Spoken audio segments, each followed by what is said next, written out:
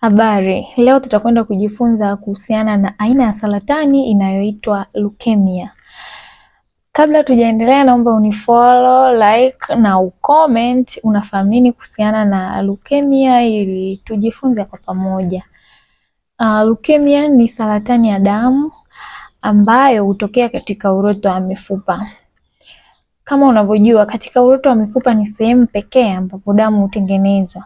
Na damu ambayo ni ya kawaida huwa imeundwa na vitu vinne. Huwa imeundwa na seli nyekundu, nyeupe, chembe sahani na plasma.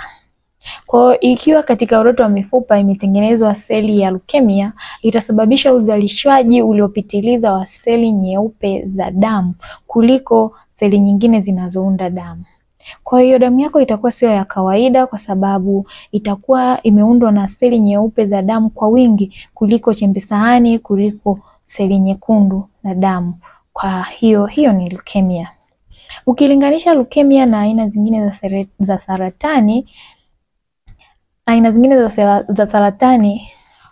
ukilinganisha leukemia na aina zingine za saratani hutengeneza uvimbe, lakini leukemia haitengenezi uvimbe kwa sababu ni saratani ya damu na haiwezi kupimwa kwa kutumia vipimo vya picha kama CT scan au X-ray. Inapimwa kwa kutumia damu au vipimo vingine.